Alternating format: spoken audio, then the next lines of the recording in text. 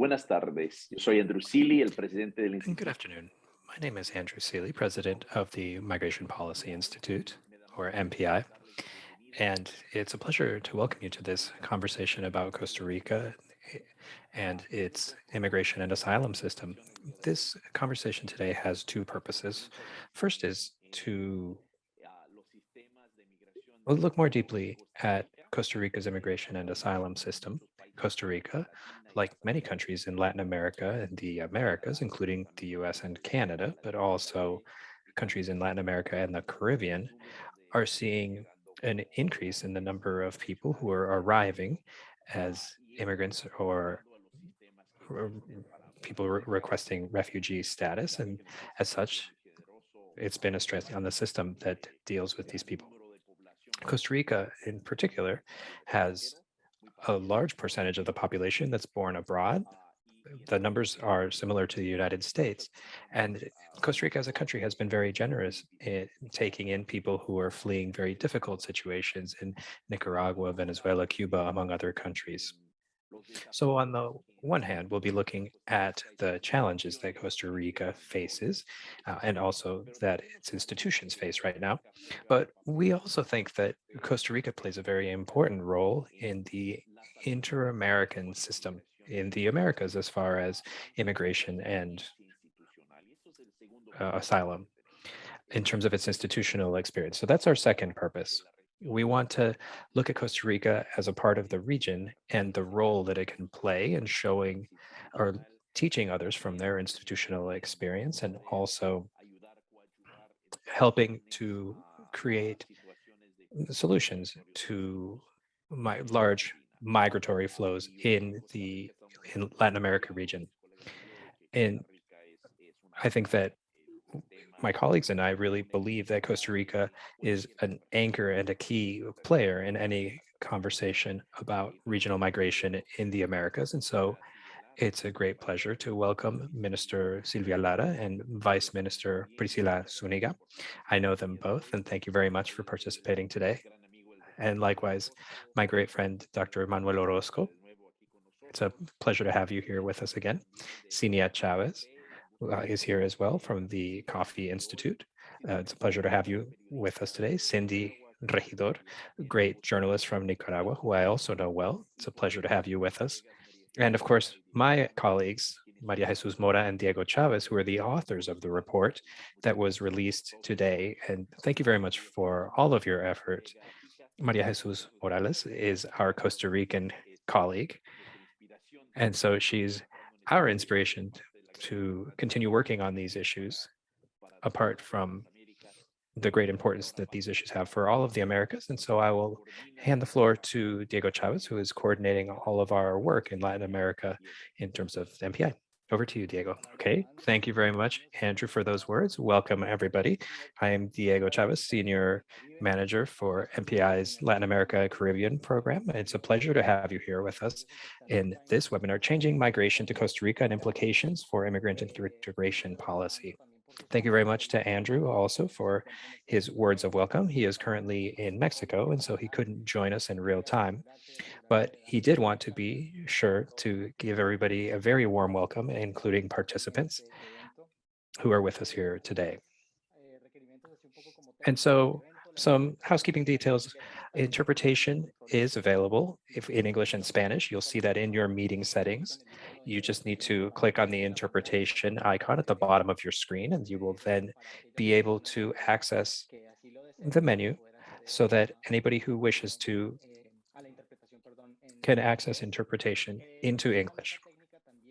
Another technical note, if you have any technical issue, please send an email to events@migrationpolicy.org or call 202-266-1929. We will have a question and answer session at the end of the event. We're not going to call it Q&A as such, but we are going to have a session for questions. And so you can write any question in the question and answer box or write events@migrationpolicy.org. And we will gladly answer those or some of those questions here with our expert panelists today. The report on the state of Costa Rican migration and immigration integration policy that we'll be discussing today is also available on MPI's website. It's available in English and Spanish. That's the link that you can see on screen now. And before welcoming Maria Jesus Mora, I would just like to say that the idea behind MPI's putting this panel on is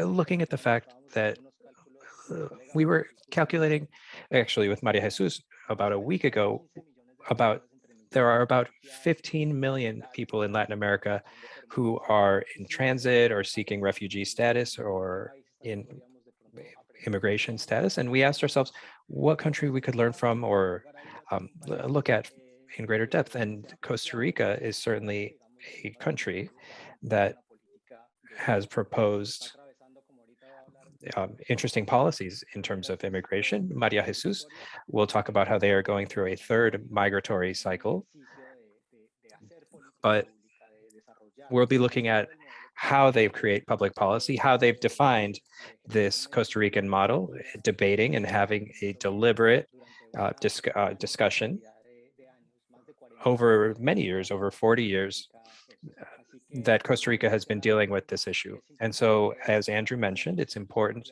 to get to understand from others and understand from people's experiences. And who better than Costa Rica, who is doing very innovative things in public policy. And so we'll be able to discuss this more with what Maria Jesus will share and with our panelists, and then truly share these with a broad audience. It's extremely important to do so, and we would like to complement this discussion with the report that Maria Jesus and I have written. And so I will give the floor to my colleague, Maria Jesus, who will share our primary findings and some of the recommendations that we were able to make based on what we saw in Costa Rica. This is something that we would like to include in a broader regional conversation. And then the second part of this will be a space for our select expert panel would be able to also contribute to this dialogue a little bit. And so, Maria Jesus, it's been a real pleasure working on this report with you. As Andrew mentioned, you are Costa Rican, and so we had some very good discussions. And so go ahead, the floor is yours. Well, as Diego and Andrew mentioned, Costa Rica has long been a destination country for immigrants and refugees. We've identified 3 cycles since the 1980s. The first cycle, which began in the middle of the 1980s, came at a time that problems in El Salvador and Nicaragua became more acute. And as such, there were many applicants for refugee status, which challenged Costa Rica's institutional model. The next cycle began primarily with economic migrants at the beginning of the 90s, and this remained steady until 2015. So why are we highlighting 2015? This was the end of a cycle, and we've seen a different sort of profile among immigrants, from Venezuelans to Cubans. And there was a time when there was an increase in Nicaraguan refugees as of 2018. And so we see that there are permanent, semi-permanent, and circular migrants, as well as people who are extracontinental who are transiting through Costa Rica. As you can see at this moment, the total population of Costa Rica is about 5 million people. Normal migrants are about 560,000 in number. From 2018 through August of 2021, there have been about 107,000 people who have applied for refugee status. And given the records for people who have sought transit through the country, about 24,000 people have gone through Costa Rica on the way to US from Panama. Costa Rica has official border posts, but there is a constant flow of circular and semi-permanent immigrants and people who enter through regular means and stay illegally. And so it's estimated that about 100 to 200,000 Nicaraguans are settled in Costa Rica in an irregular status, but it's unclear how many people are coming in a circular migratory fashion and how many people are planning to remain in Costa Rica uh, in an undocumented status. And so this can bring a lot of human capital to the country, but this also implies certain challenges for the country. This third cycle, there's been major pressure in the international system with the increase in applications for refugee status. From 2015 through 2019, the total number of applications per year increased more than 18-fold, as you can see, from 202 to a higher figure before an increase or a decrease at the beginning of the pandemic. The increase in refugee applications came about when the Nicaraguan sociopolitical crisis began in 2018, and only from 2017 to 2018, the international protection system saw over a 300% increase. As there was a decline during the pandemic, those numbers have increased again, and our numbers from January through August have already surpassed the total applications received in 2020. It bears mentioning that from 2014 to 2017, the proportion of refugee applications that were submitted by Nicaraguans never surpassed 2%. It was really Colombians, and Venezuelans, and Salvadorans who were primarily presenting those applications. But nonetheless, in 2018 and 2019, more than 80% of the applications were put forward by Nicaraguans. And then from January to August of 2021, it was more than 80% of the applications, the highest figure yet, were from members of this national group. It's visibilizing and understanding Costa Rica's case is important in this historic moment in all of Latin America. Although Latin America has historically been an immigrant region, and Costa Rica has been a host country because of their economic and political stability. From forced migration during civil wars in the 80s, especially among Nicaraguans and Salvadorans, or economic migration afterwards, Costa Rica has been constantly learning in terms of its own policies. Costa Rica is a country that has thought through its immigration policy from a statist and not a government perspective. In terms of the human rights of their foreign population, and they've received international recognition for this. Our study, which is summed up in the following slides, explains how Costa Rica has been able to navigate the particular factors of this last cycle to create an analysis of these policies by sector that allows us to identify best practices and areas where our practices are falling short, where there are perhaps bottlenecks or opportunities for improvement. That includes accessibility, disclosure, coordination, and these are points that are interdependent, and we would like to look at these in terms of regularization, health, and work, among other sectors. From 2009 through the beginning of 2000, this is referred to as the second migratory cycle, and this changed our institutional framework and began a public debate as to what the regulatory framework should be that should contain these policies in the country. Within that context, the current law was created in 2009 that deals with immigration and foreign immigrants. That created an integration board and a administrative court for immigration matters, which also includes appeals, which was a landmark creation in Latin America. Other points that we would like to highlight are the complementary protection that was in 2020, which allows protection for Nicaraguans, Cubans, and Venezuelans who were denied refugee status. In 2021, there was also binational status guaranteed to indigenous groups in Panama that share a border with Costa Rica that are able to enter Costa Rica in a circular fashion to participate in the farming sector. So Costa Rica can help countries with high migratory flows in terms of their regulatory or institutional framework that may have to reevaluate some of their legal or institutional framework given demographic changes in their immigrant population. But Costa Rica is a lesson learned for the region that when migratory flows change,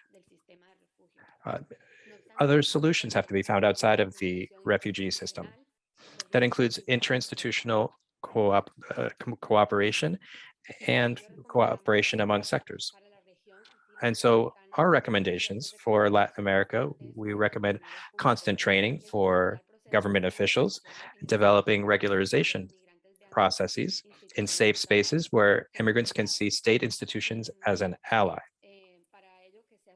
And they should join with civil society organizations that immigrant populations would feel safe in interacting with.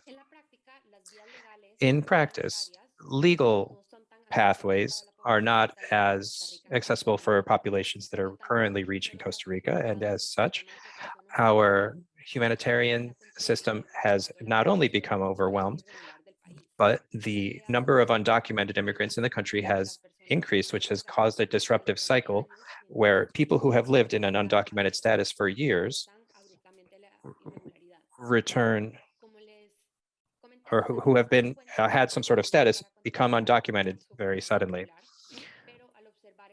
And then when we look at the number of migrants who were denied refugee status in their first application and who then did not appeal to the immigration court, along with appeals that were denied by that same court, we have an idea of the size of the foreign-born population that became undocumented again after going through the refugee system. Generally, this has been a low figure, and this has improved over the last few years, but it remains low. And there have been few appeals approved by the court. There are thousands of people who become undocumented after going through the official immigration court. And so the refugee system needs to not only be expanded in terms of its capacity, but we need to create other pathways for regularization, which also shows us that international cooperation could strengthen immigration and work institutions besides refugee agencies. In terms of health and work, we would like to highlight some best practices, among them the agreement between the government and UNHCR, which allows Nicaraguan refugee applicants who have arrived since 2018 to access the country's safety net systems. Some immigrants have been able to get coverage through this agreement, and that's important because in Costa Rica, formal work affects people's access to healthcare, and as such, this strategic alliance was created. Part of the difficulty in accessing the formal work sector has to do with the absence of formal mechanisms for validating people's degrees. People who came in this cycle tend to have higher education at higher rates than the local Costa Rican population, but they're not able to get their credentials recognized, and so they're not able to work in the sectors in which they have experience, and they're thus pushed into the informal economy. Another point that we wanted to highlight is an agreement between Costa Rica and Nicaragua, which allowed flows to continue while borders were closed and focused on migration or assistance for agricultural migrants that were already in Costa Rica. There were unprecedented alliances created among different ministries, and especially the private sector. These alliances were created and came from conditions in the pandemic and have been successful. Minister Lara and Senia can share more with us about this in terms of scalability and replicability. And so greater work formalization can increase people's contributions to the social security system, and people would be able to further contribute to our social safety net system. And these policies speak to the possibilities that exist in terms of supply and demand in the labor sector or the labor market. And in the particular points of this migratory cycle, this highlight the importance of creating means of recognizing foreign degrees. And we would like to expand alliances with the private sector and with regional governments. And such, we've been working with ministries in Nicaragua and Panama. And during the pandemic, we've understood that migration is something that we should take care of, and that Costa Rica especially depends on labor within the region. Lastly, with regard to education, we would like to highlight the intercultural educational aspects that allow for schools in their curriculum to highlight the positive aspects of other cultures. Nonetheless, while there has been some progress in that regard, there continues to be issues with regard to social cohesion. In Costa Rica, and there are binational communities in both urban areas and border areas that could certainly benefit from intercultural education. As I noted previously, in this latest cycle of immigration, we've seen the arrival of a number of people who have college degrees, but also others who were university students, particularly in Nicaragua. These are individuals who participated in the student protests in their country. And they've arrived in Costa Rica with the intention to follow their college studies and graduate studies. But nonetheless, the current legal framework is focused primarily on elementary school education. That is why we are recommending the creation of alliances with academia to design a curriculum that teaches about the history of migration integration in the country, reducing these different aspects in terms of the different requirements for this target audience. And on that note, I will turn the floor over to Diego. Thank you very much for those remarks, for that very succinct presentation of this report. Again, this is now posted on the website of MPI. It has been published in English and Spanish. So very well, let us go ahead and get started with our panel discussion. And let me start out by asking Minister Silvia Lara, the Minister of Labor, Social Security, and of course, a specialist in social poverty reduction, and also the area of gender. Minister, the pandemic has shed light on the interdependence between the Costa Rican labor market and migrant workers, as Maria Jose has just noted. What lessons learned about the labor integration of the migrant population would be possible to extend beyond the pandemic? That's one part of the question. And then a second part to this is something that Maria Jesus mentioned at the end, and that has to do with the profile of migrants, which has changed in recent years, what we are calling this third migration cycle. And so then the question is,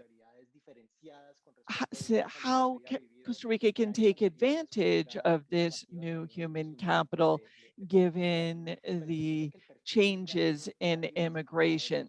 Because again, we're seeing a different profile. These are higher profile in terms of their educational status. Again, so how has Costa Rica taken advantage of this human capital? How will it continue to do so? And what lessons could we learn, Minister, from what Costa Rica has done in this regard to put this more on the regional level? So again, take advantage of your experience and expertise. Thank you very much, and Diego. Warm regards to you and to Maria Jose and to Andrew Seal from Costa Rica. Of course, we have a longstanding working relationship with him and with you, and we're very pleased to be here and to have an opportunity to learn more about this study. We will certainly read it with tremendous interest and in detail. And of course, all of your suggestions and recommendations for policy based on these findings will be something that we look forward to delving into considerably. I'd also like to thank Priscila Zúñiga, who is the Vice Minister of Government and Policy of Costa Rica, as well as foreign affairs and migration. I'd like to, again, thank you all for this. And let me turn to the questions that Diego has just posed, these sort of lessons learned for Costa Rica, what the experience in the pandemic has been, and how we can continue to work in the area specifically of the coffee harvesting specifically, and I'd like to talk about that a little bit as well. Let me also greet Cindy Regidor, journalist, and Manuel Orozco from the Inter-American Dialogue for joining us here. As Maria Jesus has just said in her presentation, we can see that there has been a real change in the way that people are coming into, migrants are coming into Costa Rica, moving away from being a country that is more one of transit to one that is more of a destination. People come to stay. Of course, we do have temporary labor-based migration in different seasons.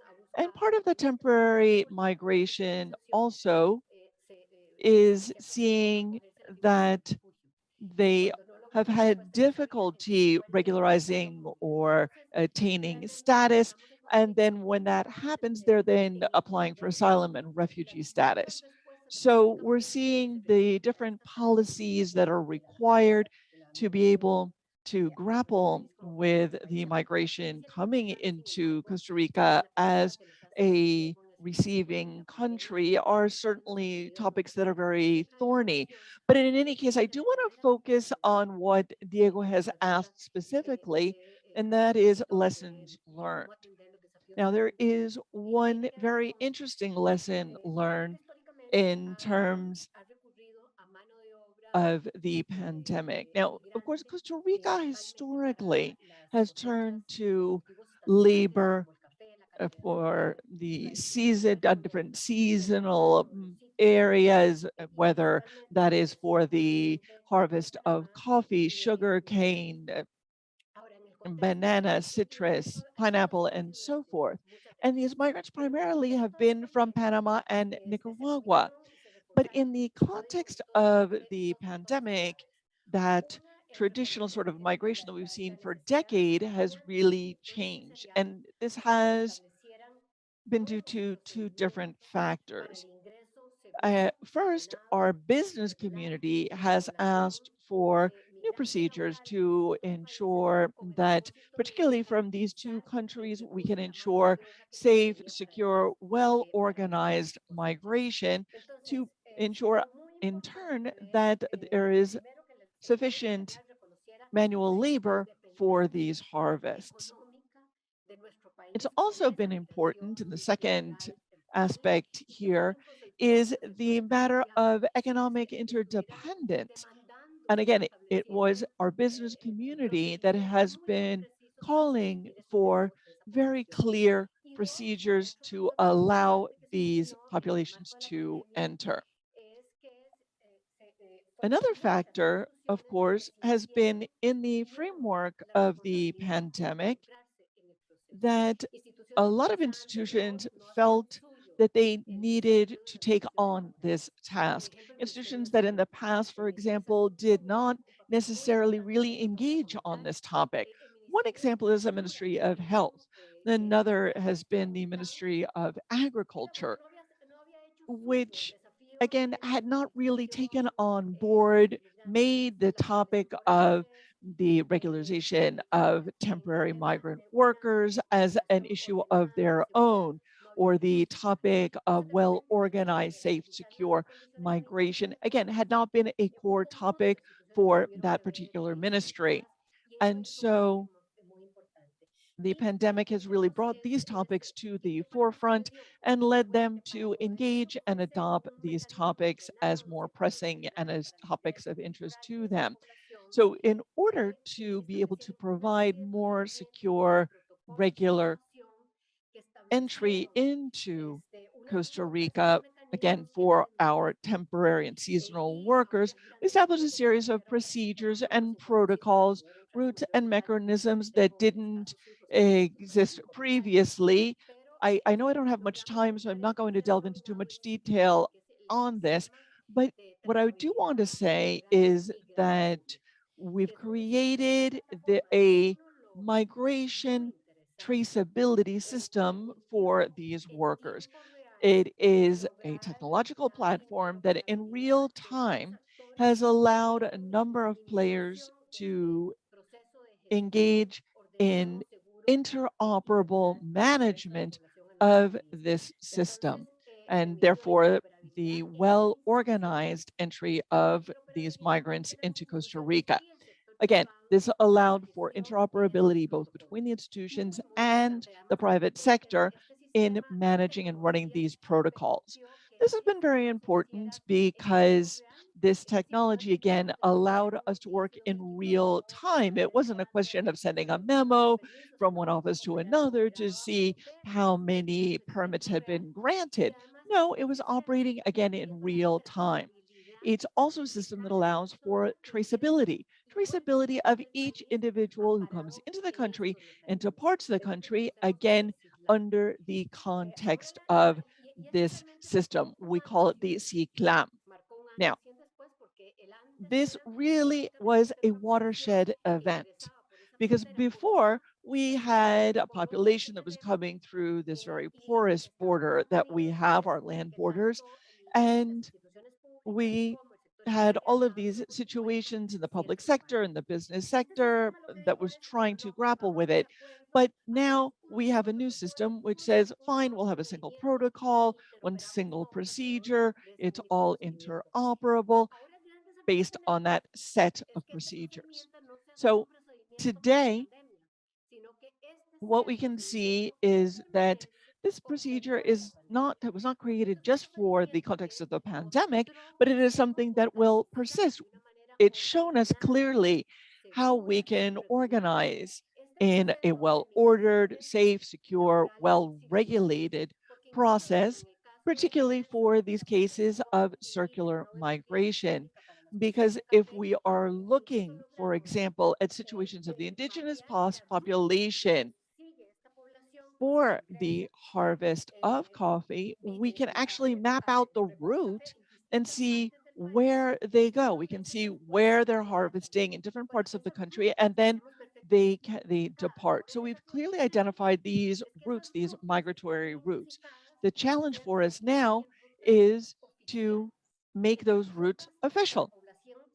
The route that people want to use for this labor-based migration. It's the route that the business community wants people to use as well for these seasonal workers. And that we want to ensure, of course, that these routes are offering the conditions of safety, security, and appropriate migratory status. Now, I know I've spoken extensively on this, but I do want to share a few other ideas. And that is that, firstly, before a company can get a permit to bring in a seasonal worker, the public institutions have to verify the conditions in which this individual will be lodged, where they will live, and where they will work. And that means that instead of having these migrants come in to raised into conditions that, and I as a minister admit this really quite freely, that they were very unhealthy, even in human conditions, the protocol now indicates that if an employer wants to bring someone into the country, the working conditions, living conditions have to be verified. The cost of recruiting, the fees, the taxes, transportation, of course, will be absorbed by the business community. Again, seeking to ensure the traceability of these individuals. So if these people want to go from one farm to another while they're in Costa Rica, they can certainly do that, but the companies are required then to report these changes. Again, this allows us to ensure traceability and to track all of the seasonal workers who've arrived in the country and identify who is responsible for then returning them to the border so that they can return to their home country and to do so safely and securely. I don't again want to speak much more about this. I just wanted to make this announcement because it's relatively recent. And on that note, let me just say that last week, the International Organization for Migration organized a workshop here in Costa Rica. It was on site. We had a delegation from Mexico, Guatemala, El Salvador, and Honduras, as well as the Dominican Republic, because they came to learn exactly about what I've just described, these circular routes, these pathways to ensure that people's rights, human rights are protected, as well as providing assurances to the business community. Again, ensuring that this process will be well regulated, secure, and well organized. So we had an opportunity to present this procedure to these countries. And we've also seen what has been happening in these other countries, Mexico, Guatemala, El Salvador, again, Dominican Republic. And we were able, therefore, to see what has been going on in this condition in terms of the circularity of our labor workers, again, of these seasonal workers, helping to ensure that all of our countries have this incredibly valuable human resource that we have in the region, while at the same time taking advantage of the opportunities for employment. Let me conclude by noting that in August of this year, there was a meeting of ministers of labor of Central America, Panama, Dominican Republic, and we agreed to work on these different forms of temporary migrant labor in a circular fashion to ensure that such migration isn't a necessary evil in our region, but it's something that is key to supporting our individuals, our people, and our economies.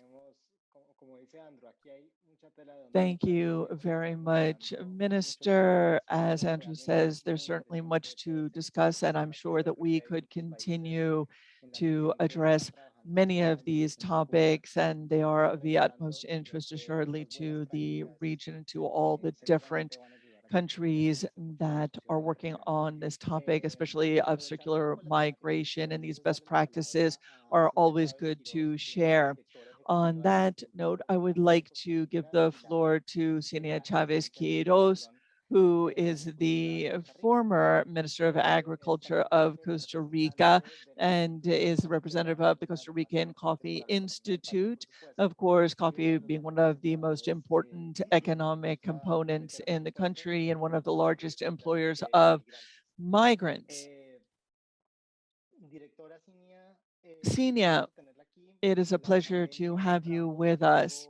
The pandemic has brought about unprecedented collaborations between the government and the private sector, as the minister has just mentioned in terms of the management of labor migration. Why is it so important to involve the private sector in migrant integration processes? What can the private sector contribute? I mean, the minister has just mentioned some of that, but what exactly has been the experience of the Costa Rican Institute for Coffee? Thank you very much, and thank you for the excellent report. And so I wanted to offer warm greetings to the minister and to Priscilla, who have been great allies. And hello, everybody who is with us here. And so talking about immigration has become something very interesting for us because there have been so many lessons learned. And curiously, out of all of the terrible things in this pandemic, the good thing has been all we've learned about immigration. The first thing that I would like to point out is that finally, the private sector and government authorities were able to see how important immigrant labor is for the agriculture sector in this country. And this has helped us tremendously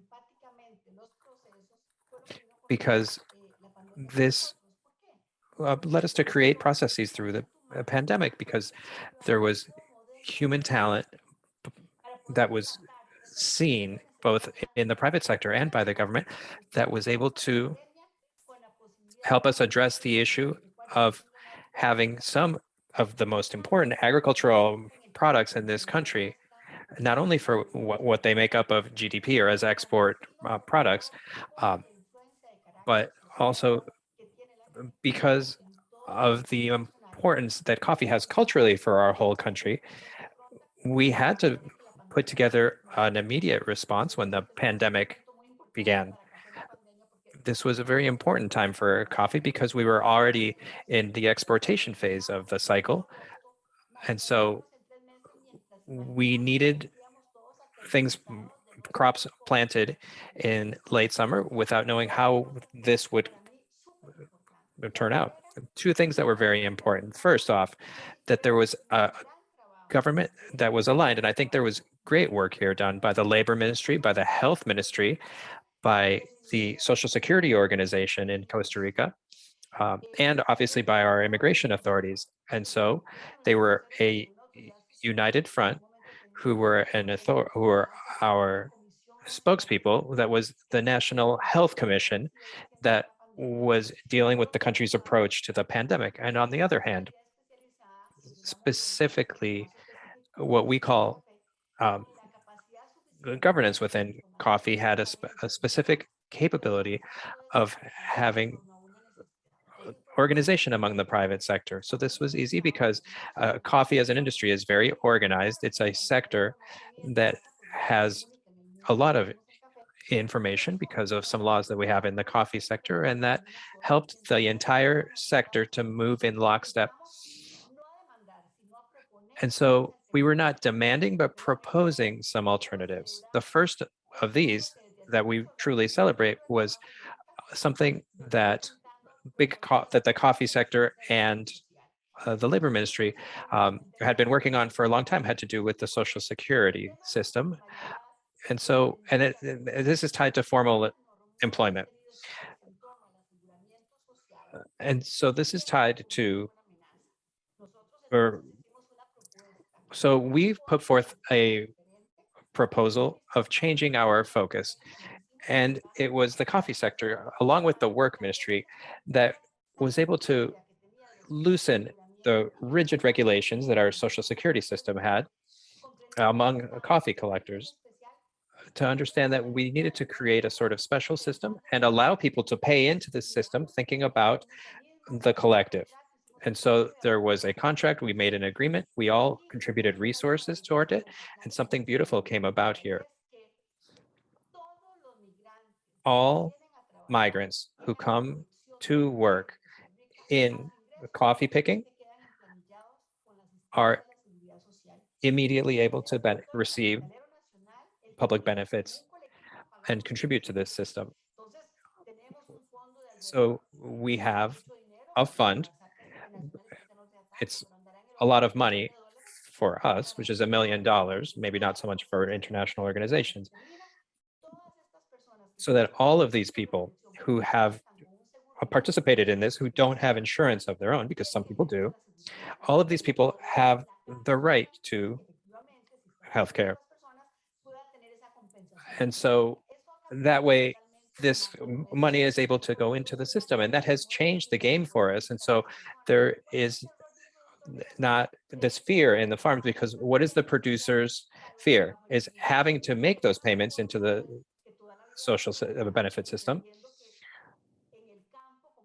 understanding that as if it were any other industry,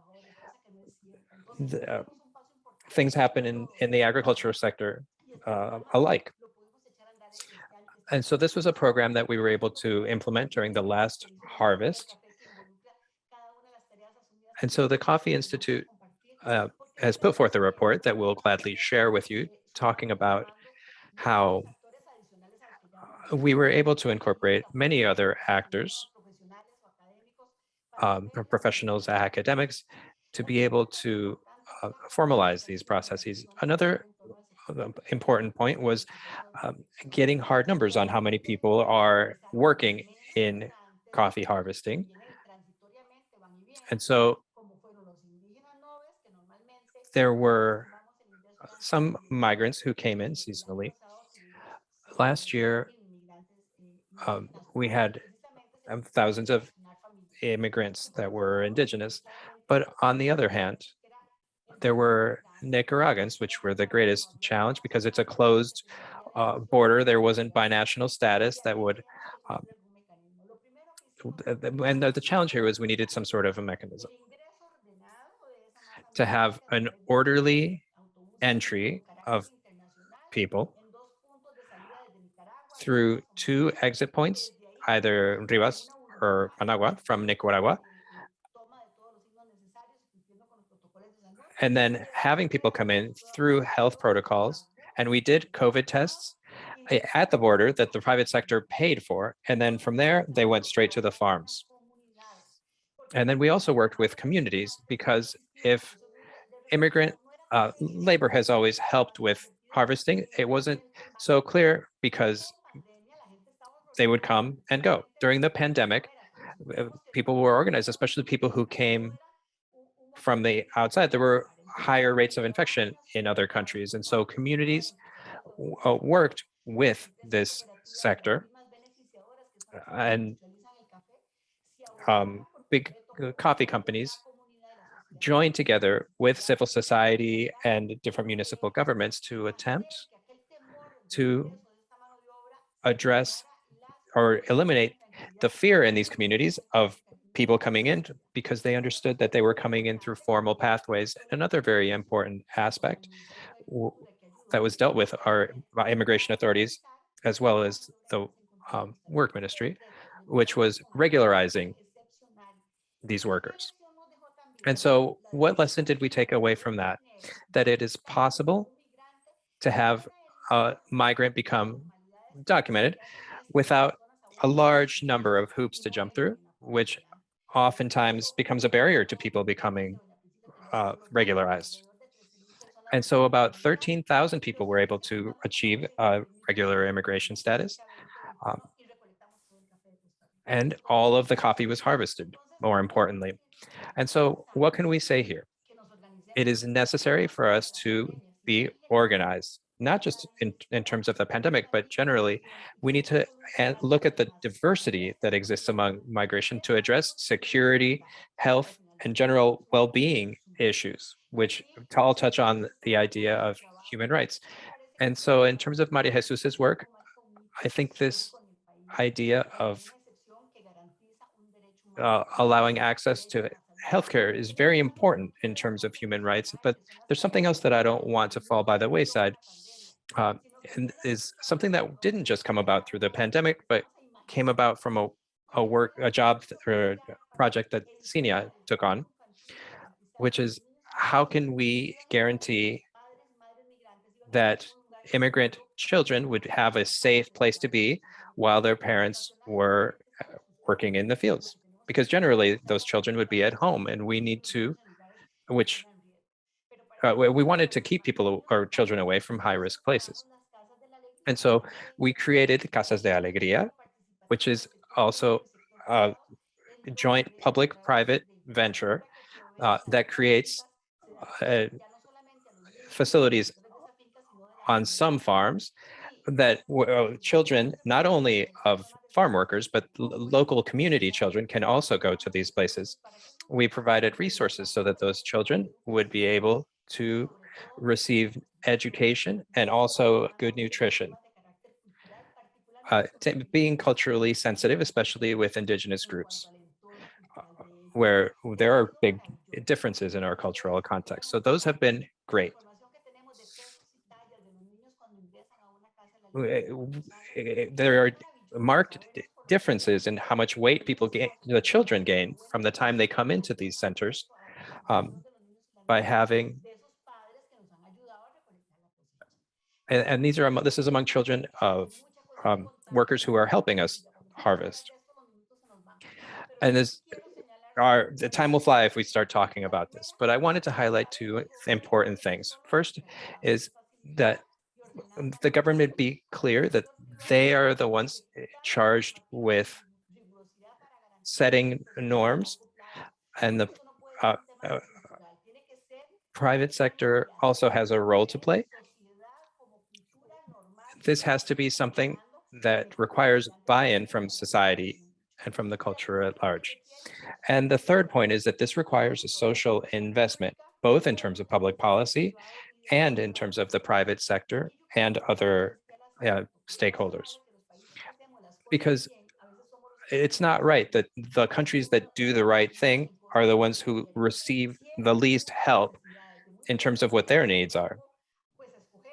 And if I were to choose between basic nutrition for a child or giving them a book, obviously I would choose basic nutrition. But when I have nutrition taken care of and I can look at other needs, we should look at that. And so NGOs that look at immigration, we want them to make those efforts and have this country be a model so that the rest of the world can understand that there are things that can be done if there truly is the will, if things are orderly, and if things are done through formalized pathways. And so I would like to say that this has been a very pleasant experience for the coffee sector in Costa Rica. We're seeing more productivity than in years past because people have their own documents so that immigrants can feel that pride and feel like they exist. They have valid documentation so that they can contribute to the social security system or get healthcare, so that they can show that they are truly entitled to these things. And so that is the difference between what we're seeing now and the past. And so we would like to see more NGOs like yourselves or different international organizations who have analyzed immigration not as a problem to resolve, but to make a better world. Thank you very much.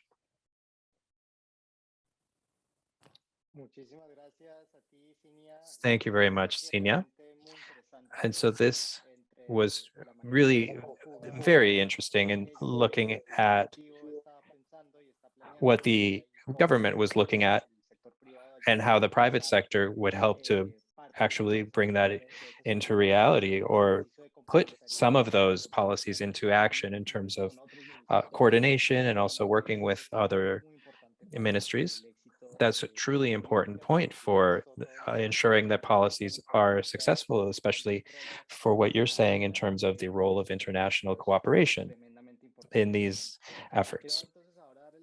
And so I would like to now give the floor to Priscila Zuniga, who is Vice Minister for Governance and Police, which is the rubric governmentally under which the immigration authorities operate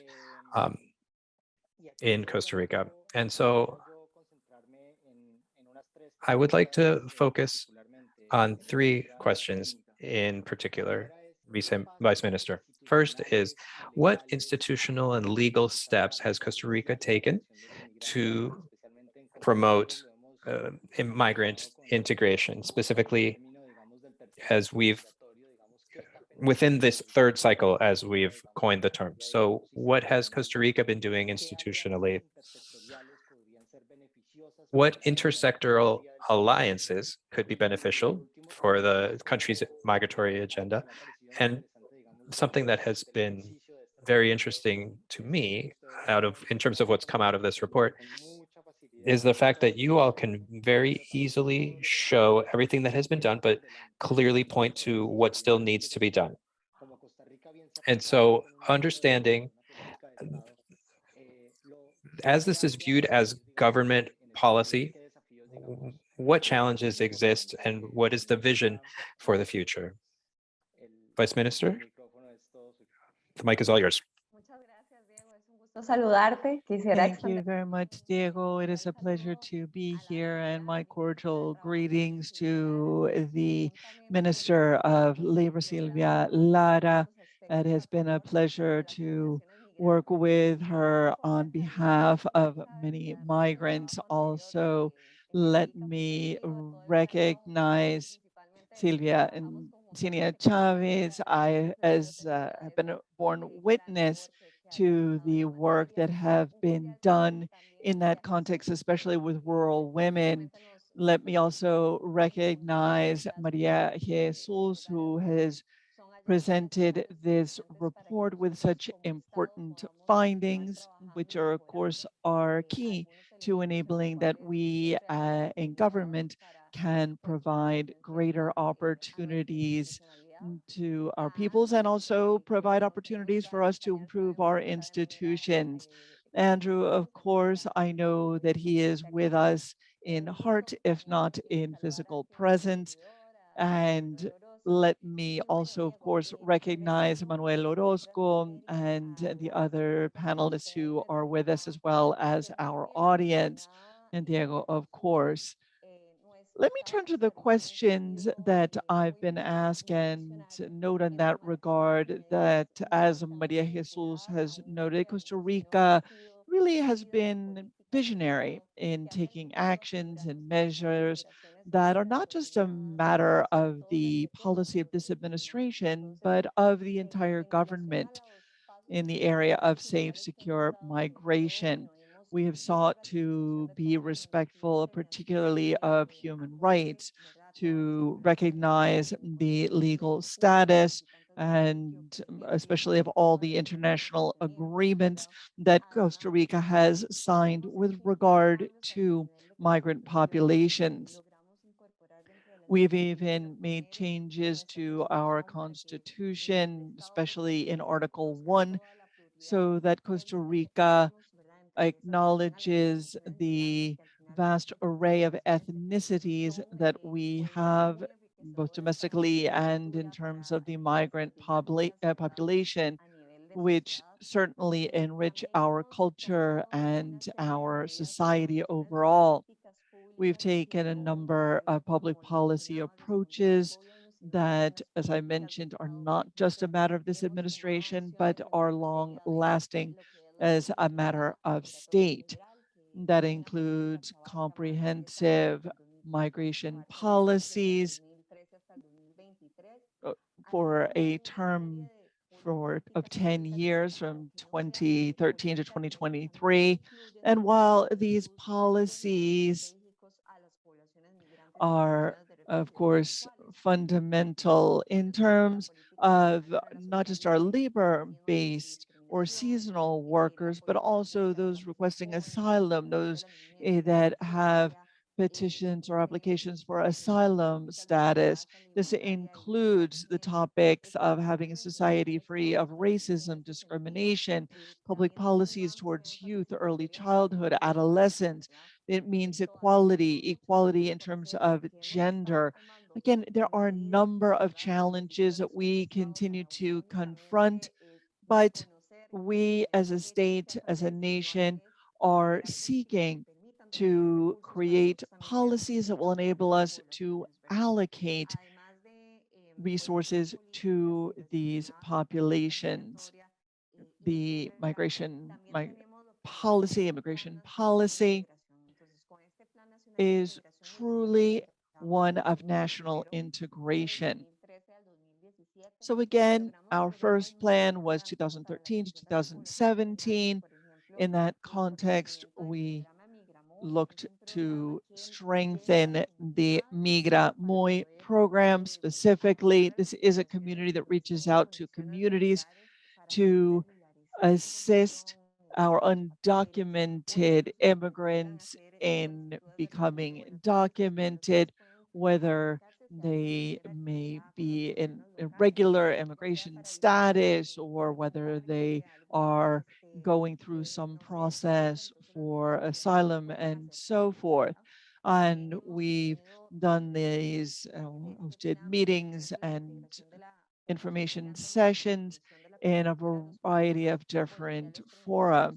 We've also engaged in preventive policing, especially at the border area and in communities with a high presence of immigrant populations.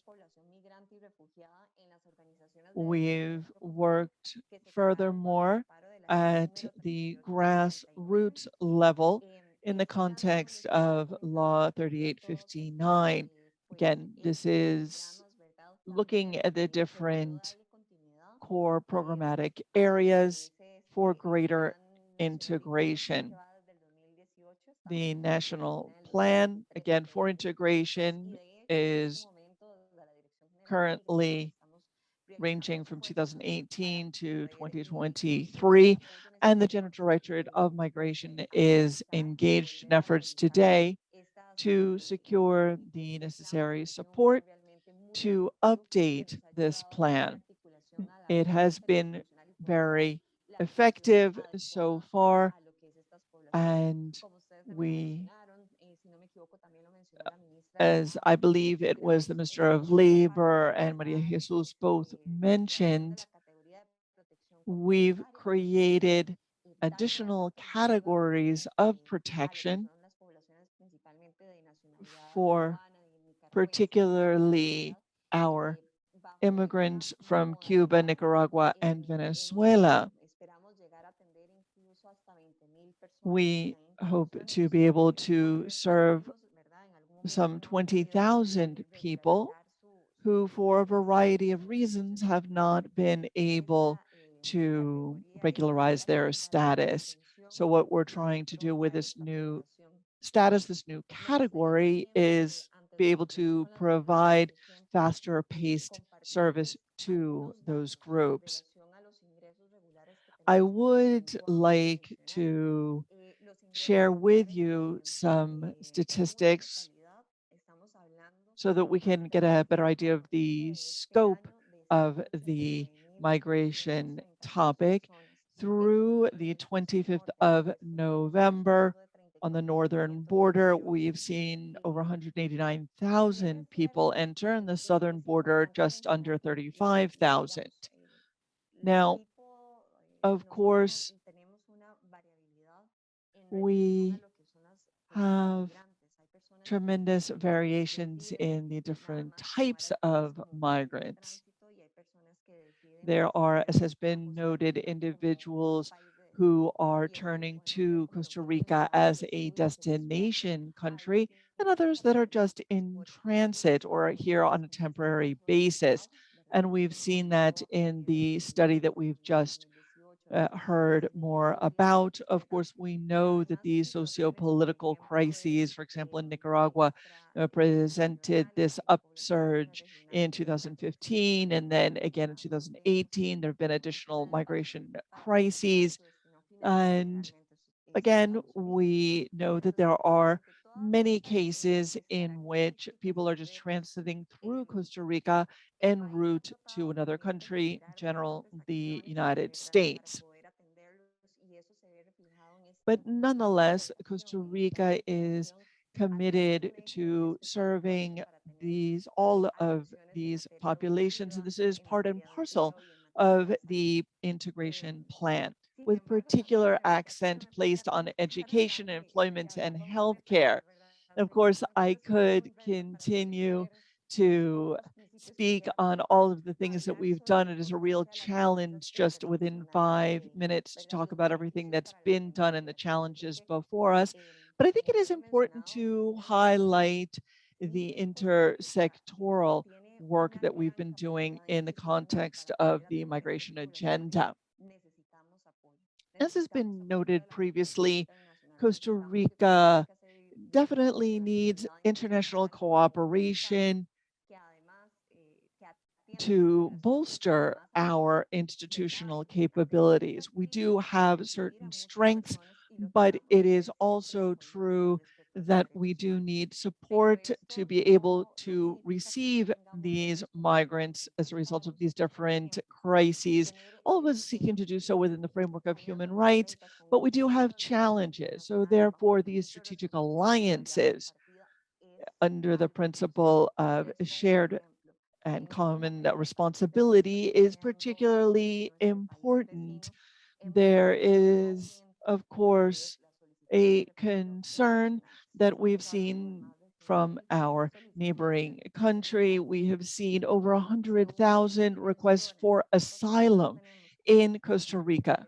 Now, if you look at our total population, if we have, you know, and the people that are engaged in the topic here in our different institutions, it's a very small group of people. And obviously, we're talking about people requesting refugee status. These are people who are afraid for their fear for their lives. And working with UNHCR, of course, we have been able to grapple with the situation a little bit better. But quite sincerely, if we did not have that UN support, our situation would be even thornier than it is today. Also, we need alliances with teaching institutions for early childhood, adolescence.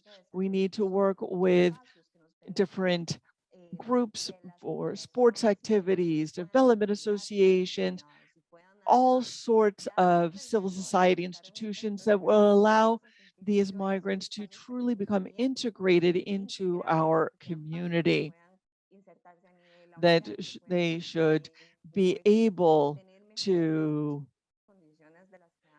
really engage and be active again in the private sector, in the labor market. The private sector companies are key.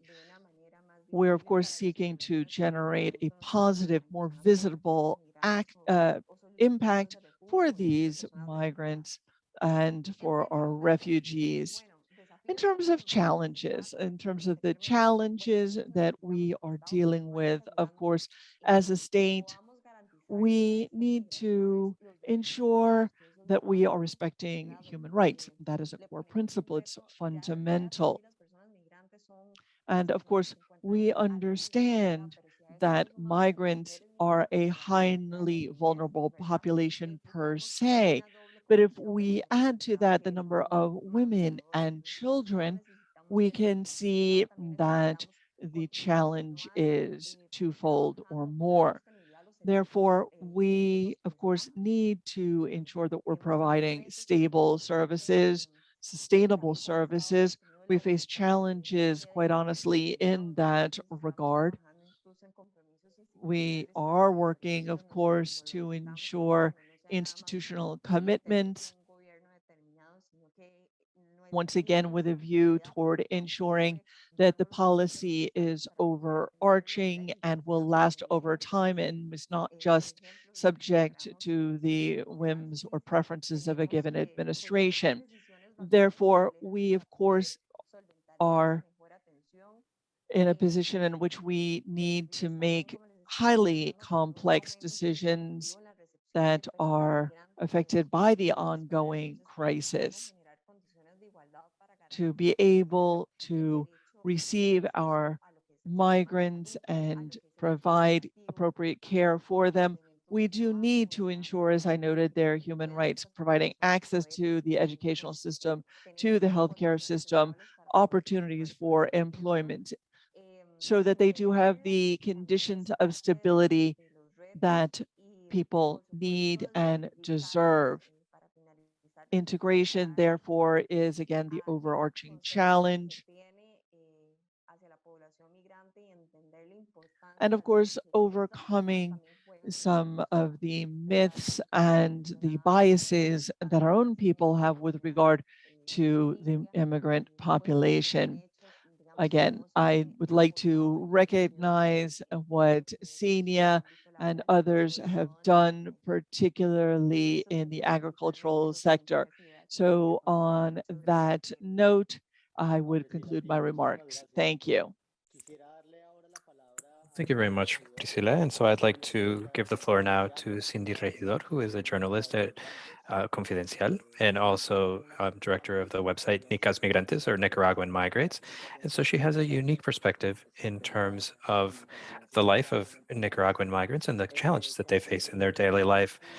As a journalist who covers Nicaraguan migration to Costa Rica, what challenges do you see in terms of social cohesion among these new migrants to the country? And what would be some positive steps to diminish those tensions that you have seen? And what are the clearest challenges right now that the Nicaraguan migrant population faces now in terms of what you see both as a Nicaraguan, but also as a journalist? Let us know.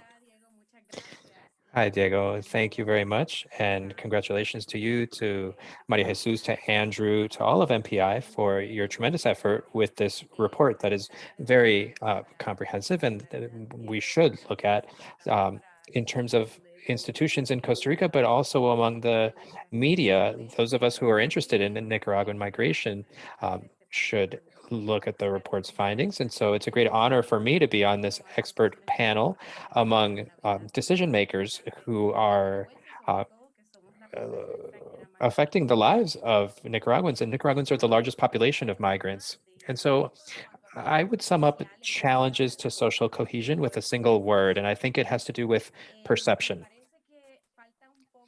I think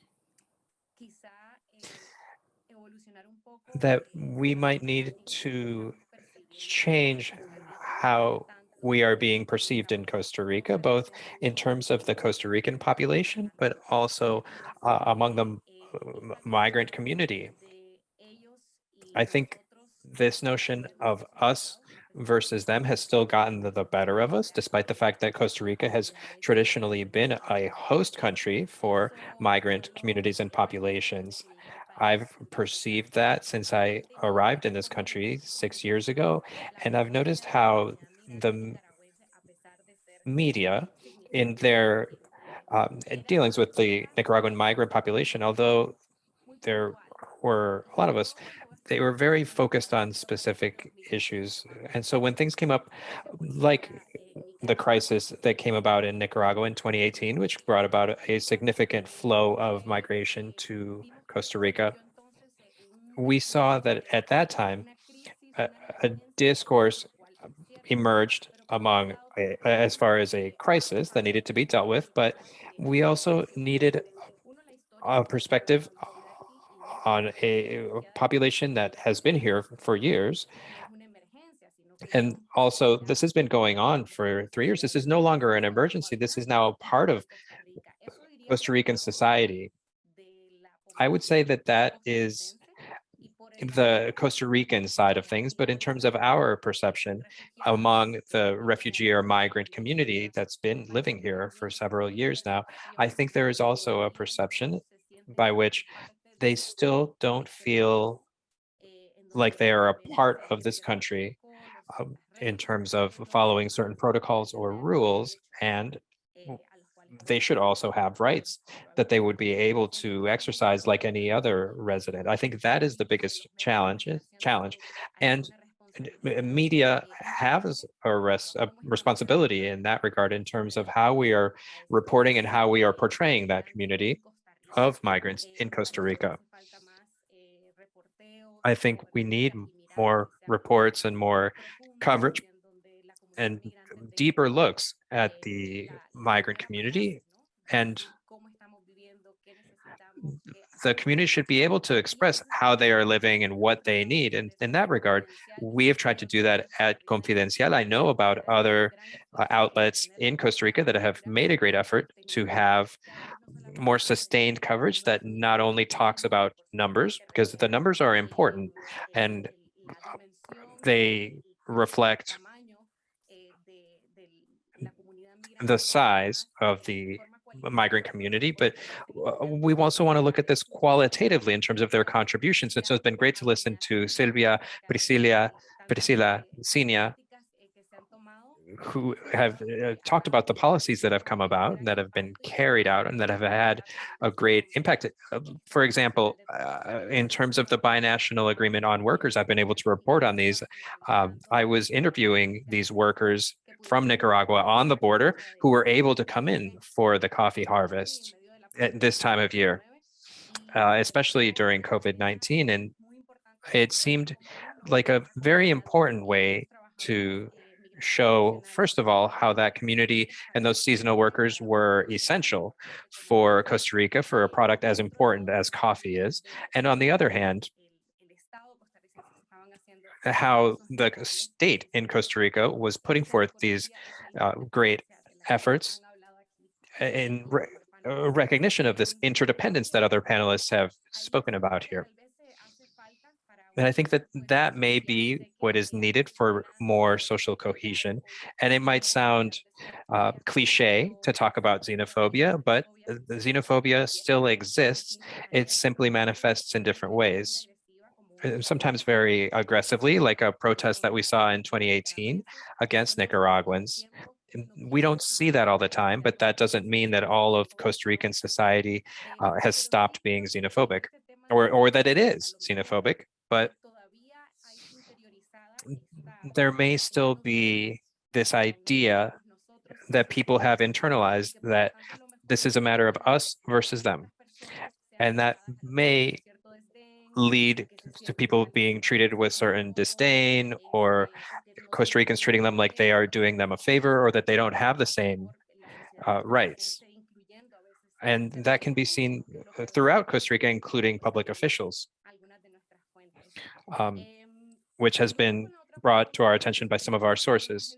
And then in terms of the most visible challenges, I've been able to talk to people who work with certain migrant and refugee communities, and I would like to highlight some of the things that they shared. First, I would say is stability in work. Right now, Costa Rica has a challenge economically, a crisis even, and that it makes it difficult to absorb foreign labor the way that we saw in decades past.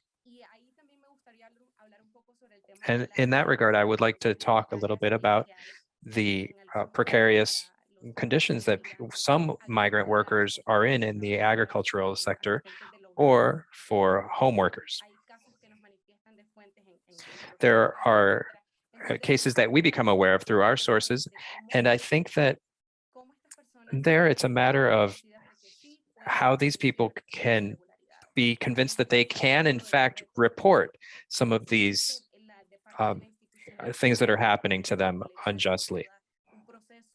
How do we incorporate them into a legal framework, or allow them to take steps to not have these sort of incidents happen again? And there are cases that I think are under the radar because there's fear in reporting these to authorities. For example, when I was reporting on the binational agreement, when we interviewed some of these workers that helped with the coffee harvest, we called them after the harvest, and one or two, I don't want to say everybody, but one or two of these workers did say, you know, I don't know if I should have to pay for my transportation back to Nicaragua or for this COVID test. When I said, well, you should talk to your boss, you should talk to the work ministry or the coffee ministry, there was a lot of fear.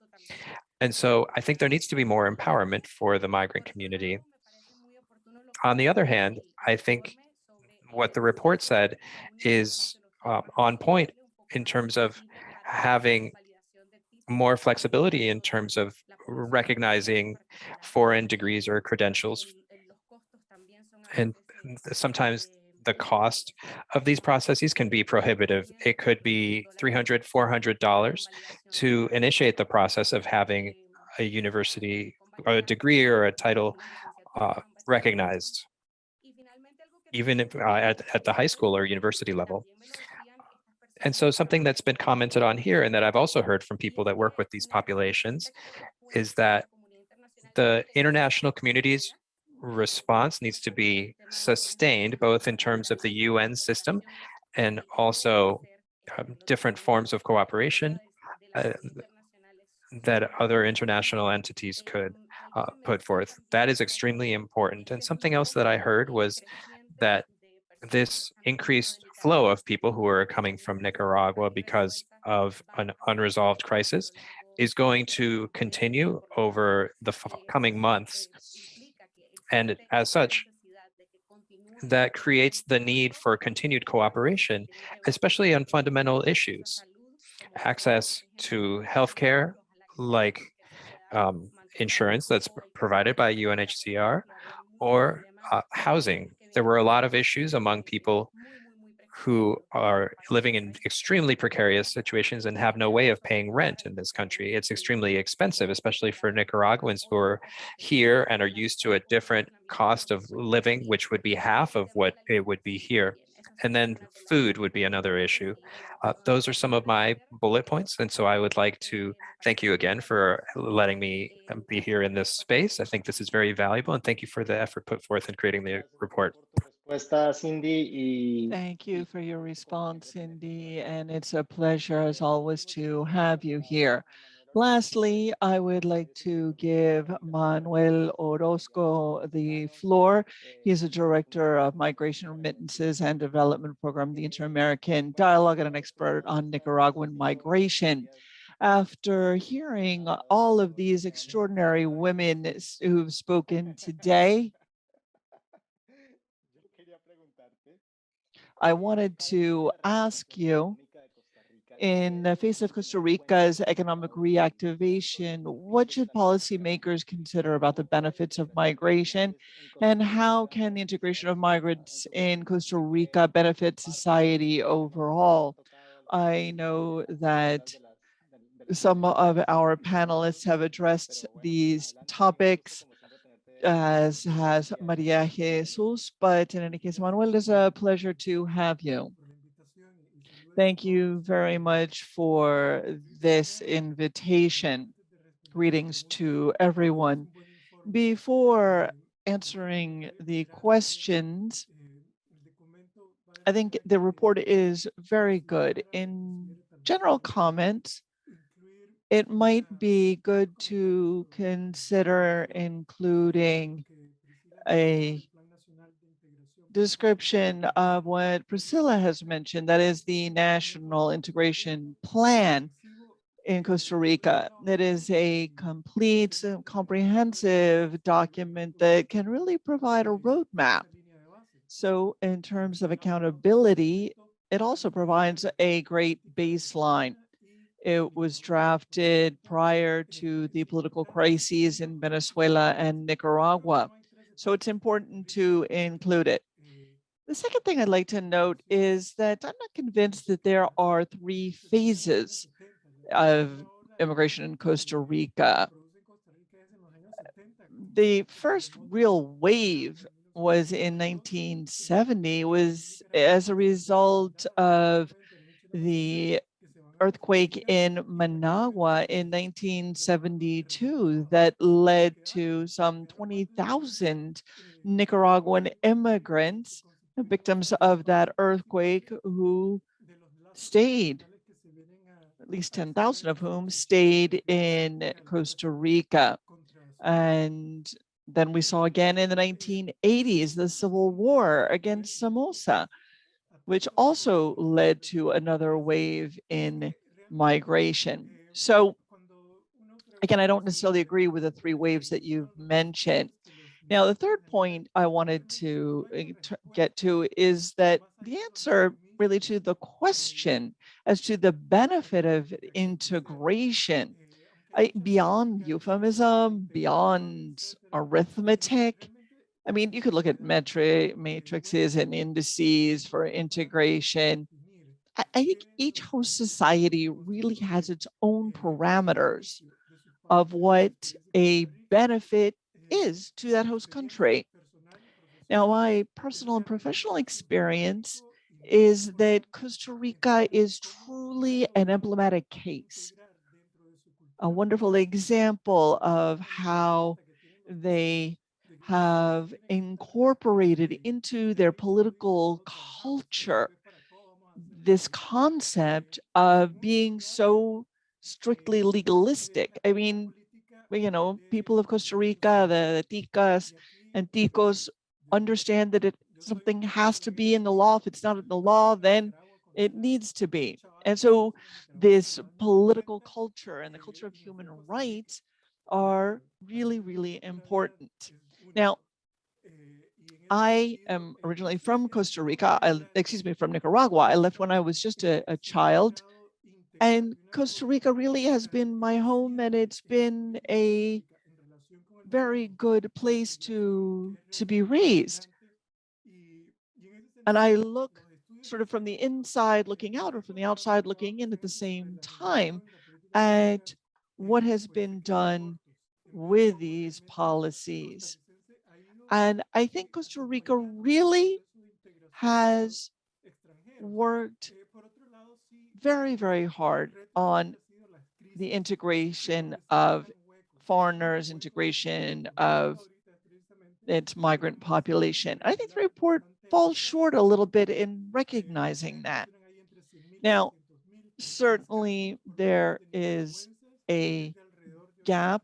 There are some calculations that go between 100,000 to 200,000 Nicaraguans that are in an undocumented situation in Costa Rica. My calculation is more like 80,000, but certainly we could perhaps get up to that number of 100,000 if we include the current wave, as well as tourists who've overstayed their visas. And certainly for this administration, I understand that that's a headache, and the administration that takes power next year also will have to grapple with this, because in macroeconomic terms, Costa Rica is endeavoring to increase, obviously, its revenue stream and to modernize its economy, its green economy and digital economy. Why? While at the same time dealing with a tremendous fiscal deficit. So I certainly do not envy Priscilla and Sylvia the work that they're trying to do. I mean, how do you reduce the deficit in the midst of all of these political dramas while you're trying to bolster economic growth at the same time in the midst of this crisis that we are dealing with in economic terms, as well as this surge in migration? As Cindy has said, the intent to migrate of Nicaraguans has increased by 34% from 34% in April 2021 to 50% in October 2021. So that is to say, just in a few months of this year, if we had calculated earlier 30 to 40,000 Nicaraguans entering Costa Rica, by next year, that number could double. So in the midst of this effort to build back better, immigration and the response to this is going to be key. And so it's not just a question of long-term solutions, but also short-term solutions for integration, particularly in terms of the urban informal economy. Now, why do I say that? Because 90% of the migrant population in Costa Rica is urban and works in the informal sector. More, I would say, that in the agricultural sector.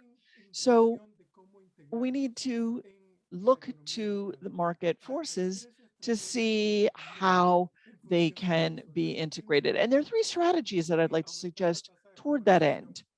First is to increase the formality in the labor market. Now, this is a very important intersection because the informal economy in Costa Rica has risen from around 35% to around 47% this year. A lot of that informality has to do with the immigrants who've arrived in Costa Rica over the last 4 years. So how do you reduce informality? Well, one strategy is modernization, updating, improving the competitive capabilities of small and mid-sized companies in the area of San Jose, in Heredia, where there are a lot of domestic workers, a lot of fruit workers, a lot of guards and other micro enterprises that are not really modernized. And so we certainly can look at opportunities for employment, maybe 1,000, 2,000 jobs. Now, obviously, that doesn't sound like much, but in the short term, it does generate tremendous benefits, not only to the migrants, but also to the overall economy. Greater formality also will allow people to join the financial system. That also allows to greater liquidity in the local economy, where these micro companies can therefore qualify also for loans. Now, working hand in hand with the transnational financial sector, working with BAC, ProMedica, and other groups that have operations in Colombia, Nicaragua, and in Costa Rica. Again, these banks working in public-private alliances and partnerships can play a role in these migrant sectors where there's a greater level of informality, but while there's certainly a greater credit risk there, we're not talking about failed endeavors. We're talking about successful micro enterprises that are just not necessarily in the formal sector. Now, Cindy mentioned this in the context of agricultural workers, and certainly there is a need for international coordination and cooperation to help reduce the vulnerability of certain populations and refugee camps and other sectors, again, in the urban areas. It is therefore of the utmost importance that the state invest in terms of, for example, building new schools for refugee children, providing healthcare assistance, as others have mentioned. Another topic is one that, again, this is something that we talked about previously with the US ambassador here, which is looking at the border areas with Nicaragua in our duty-free zones to increase the employment rate by recognizing the refugee status. This would also allow for greater activities and financial activities, even in the refugee camps, as well through cooperatives. Now, one very important economic sector that is a bit underdeveloped in terms of commercial competitiveness is what we might call the nostalgic trade. The market of remittances really doesn't operate with much competition, and there are very high costs. So moving out of the ethnic niche and into the transnational niche for the import, for example, of higher quality Nicaraguan products. The topic of remittances, basically there are 4 companies that are handling over 300,000 household to household transactions. And so it's very important to bolster the competitiveness through digital financial transaction mechanisms and platforms. The knowledge economy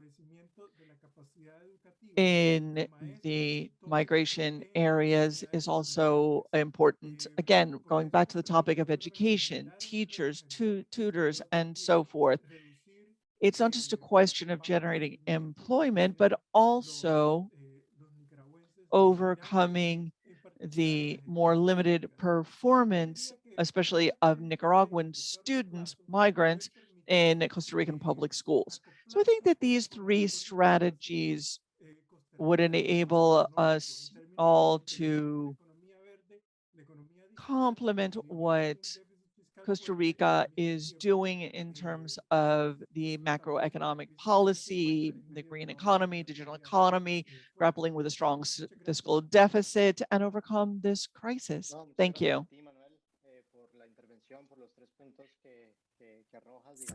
Thank you very much for your comments or for the 3 points that you make, which really add a lot to the conversation. And so we're reaching the final phase of our session, which is which we will take questions from our audience. And I see that there is a question.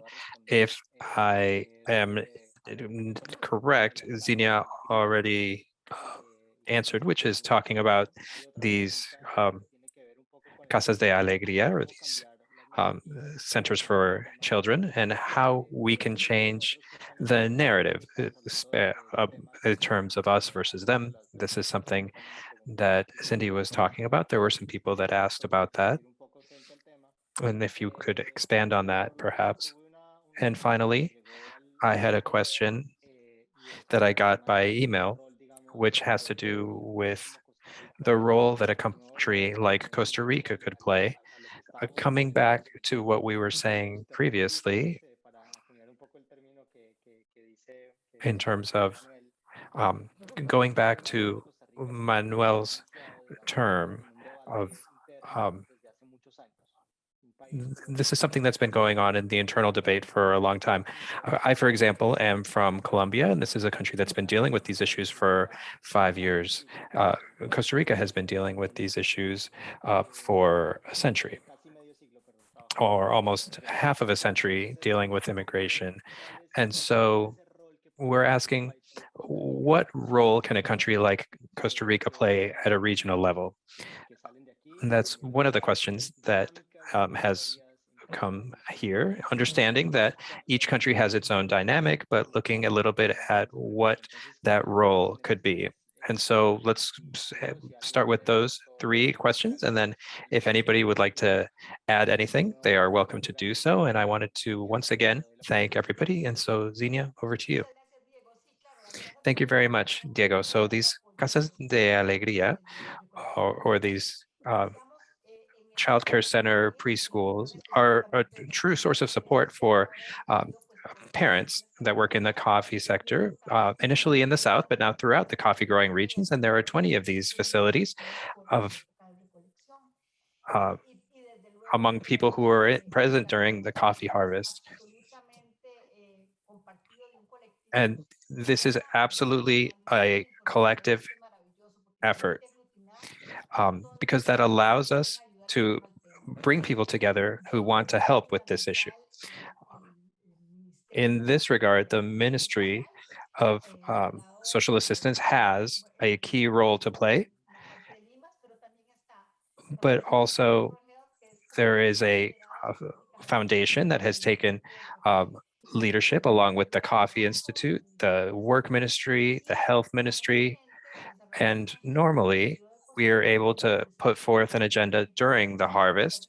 For example, through the University of Costa Rica, during Children's Health Week, we have a whole week of events for this topic. The Starbucks Foundation is also a great supporter.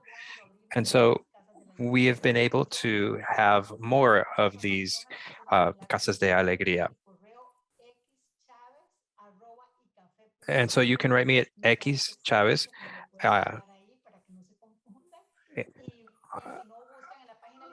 And interpreter did not catch the domain name for the email, but we have an entire team that is working on this issue.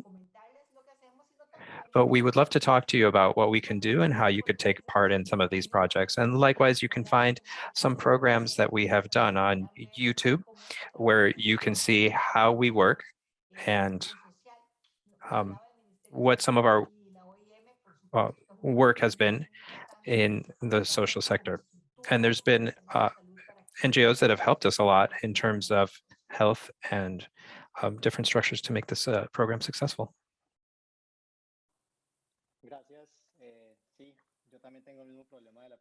I have the same issue with my spelling my last name. I'm Chavez with an S. And so, Cindy, could you comment on what people were saying in terms of somebody was asking a little bit about the impact of discrimination, racism that there could be toward immigrants in some cases. But I think that everything is a part of this issue and how or identifying what is going on, which I think that you did a good job of doing, but what possible solutions could come up, could you think of in terms of these questions?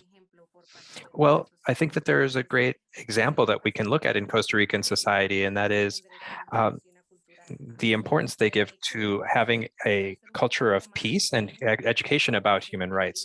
And so I think they could do a better job of having more of these concepts internalized. Oftentimes we talk about xenophobia in a way that is perhaps very structured, very conceptual, very by the book. And then what we end up learning is that we shouldn't say things like, don't act like a Nicaraguan. We shouldn't say paisa, which is fine to tell people not to do that. But in our schooling, in our education, we don't internalize what it's like to be empathetic, to take people in, and how that goes much beyond what we are taught superficially. And there are other concepts that have to do with racism, classism, gender. I think that would be fundamental to have more practical teaching on empathy so that we could all internalize how we can truly eliminate these sorts of behaviors or thoughts that are perhaps inadvertently or unconsciously xenophobic. This makes me think of a point that was made in the report and how we can incorporate Nicaraguan culture and history that brought about these migratory flows and incorporate that into teaching of Costa Rican history, how it is that these came to be and what these immigrants have contributed. What wonderful it would be to include this in the curriculum, because what we see in the end is that this is a time when Costa Rican society has been enriched in many respects. And I would ask, in a country with such a large immigrant population, why do we not have a permanent presence in media? Obviously, the scale is different, but why is there a channel like Univision or Telemundo in the US, but in Costa Rica, we don't have those big spaces where we would always be able to discuss the migrant community, Nicaraguans who are a part of Costa Rica, and likewise Colombians, Venezuelans, Cubans, etc., who are a part of Costa Rica. I think that would be a big change and a big step forward, because it's very noteworthy to me that the first time I published something about Nicaraguans in Costa Rica was in Teletica, which is one of the biggest TV channels. And one of the comments on Facebook was, oh, I didn't know that this was now called Telenica, so like Nicaraguan TV. And so basically asking, why are Nicaraguans using this space in media? And so I think that would be one way to communicate to Costa Rican society that we are all a part of that society. Bueno, pues todos somos parte de. Cindy, Very well.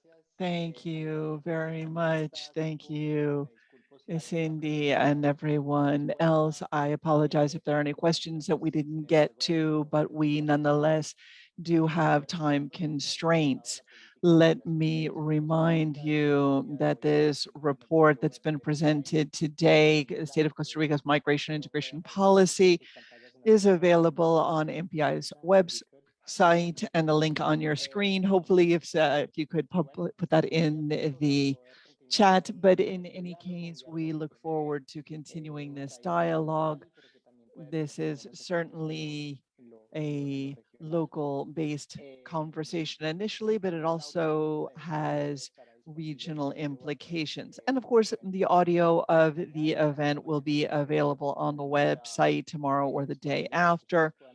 And that will be available again so that you can listen to the remarks made.